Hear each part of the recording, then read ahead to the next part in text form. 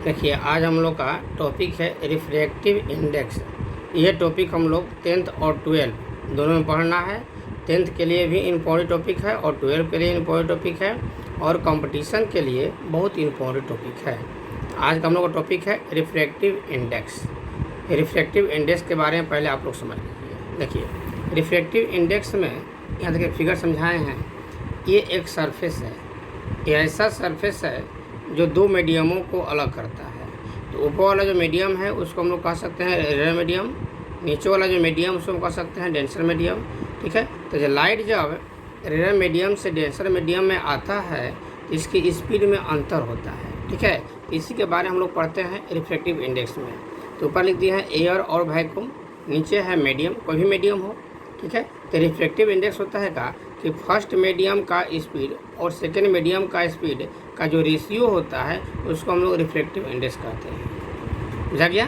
First medium का speed और second medium का स्पीड का जो रेशियो होता है उसको हम लोग रिफ्रैक्टिव इंडेक्स कहते हैं। अब यहाँ देखिए, ध्यान से देखिएगा। देखिए, refractive index of a medium defined as the ratio of speed of light in vacuum और एयर। ठीक है, तो वैक्यूम को हम लोग CO से डिनोट करते हैं और एयर को CA से डिनोट करते हैं। ठीक है, to the speed of light in the medium, तो मीडियम को हम लोग CM कहेंगे। अब मान लो मीडियम के जगह हम लोग वाटर कहता है या CW कर देंगे, ग्लास कहता है तो CG कह देंगे। यानी कि जैसा मीडियम कहता है उसका सिंबल दे देंगे। अगर डायमंड कहता है तो डायमंड का सिंबल दे देंगे। ठीक है, जैसा सिंबल कहेगा उसका अनुसार दे सकते हैं।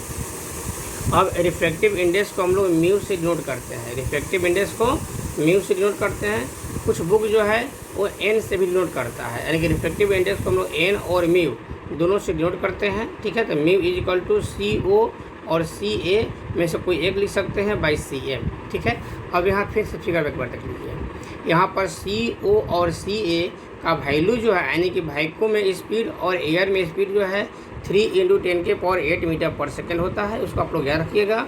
ठीक है, और वैक्यूम में और एयर में जो है वो रिफ्रैक्टिव इंडेक्स का वैल्यू 1 होता है, इसको याद रखिएगा। और जब एक मीडियम से सेकेंड मीडियम में जाता है यहाँ रिफ्रैक्टिव इंडेक्स का वैल्यू कितना होगा ये हम लोग का पूछता है, तो इसको हम लोग CA मान लिए हैं। ठीक है, अब आगे देखिए, यानी कि ना A म्यू एम इसलिए लिखे हैं कि फर्स्ट मीडियम से सेकेंड मीडियम में जा रहा है, यानी कि एयर से मीडियम में जा रहा है। ठीक है, तो जिसमें से चलेगा लाइट उसको हम पहले लिखेंगे और जिसमें प्रवेश करेगा उसको हम बाद में लिखेंगे। यानी कि एयर से मीडियम में जा रहा है, इसलिए हम लोग A म्यू एम लिखेंगे। A म्यू एम बराबर CO और CM इसको एक लिखेंगे बाई CM। ठीक है, अब इसको कैलकुलेशन करेंगे। ये म्यू में A जो है A डिवाइड में चलाएगा, यानी कि mu M by mu A हो जाएगा। यहाँ CO बाई CM है, लेकिन यहाँ देख लिखिए ना म्यू A का वैल्यू 1 होता है। जहाँ म्यू है म्यू ए है वहाँ 1 अगर करेंगे यहाँ म्यू ए कैंसिल, यानी कि mu M is equal to CO by CM हो जाएगा। कोई दिक्कत नहीं है ना। तो म्यू ए मतलब क्या, मीडियम में रिफ्रैक्टिव इंडेक्स। CO मतलब यहाँ पर वैक्यूम और एयर में से कोई भी लिख सकते हैं और CM मतलब मीडियम हो जाएगा। ठीक है, यहाँ पर अगर CM निकालने के लिए कहेगा, ये CM निकालने के लिए कहेगा तो म्यू एम यहाँ आ जाएगा, यानी कि CM इज इक्वल टू हो जाएगा CO बाई म्यू एम हो जाएगा। अगर CO कहता है निकालने के लिए तो CM mu M into CM हो जाएगा। ये तीनों फार्मूला जो है, ये फार्मूला और ये फार्मूला और ये फार्मूला, तीनों फार्मूला हम लोग का कंपटीशन के लिए बहुत इंपॉर्टेंट है और इस पर नंबरिकल बहुत मिलता है। नंबरिकल मिलेगा कि जब फर्स्ट मीडियम से सेकेंड मीडियम में कोई पदार्थ कोई लाइट जाता है तो उस समय स्पीड निकालने के लिए आता है। ठीक है, ये हम लोग का था टॉपिक रिफ्रैक्टिव इंडेक्स। देखने में बहुत छोटा टॉपिक है लेकिन बहुत इंपॉर्टेंट टॉपिक है, इसको आप ध्यान से देखिएगा। इस पर नंबरिकल मिलेगा, नंबरिकल आप लोग कैलकुलेशन कीजिएगा, नंबरिकल साफ बन जाएगा। यहाँ पर दिक्कत होगा फिर हमसे पूछिएगा। देखिए, इसका हम लोग ये फ़ोटो भी ले लेते हैं, इसको आप ध्यान से अपना अच्छा से फिर इसको कर लीजिएगा।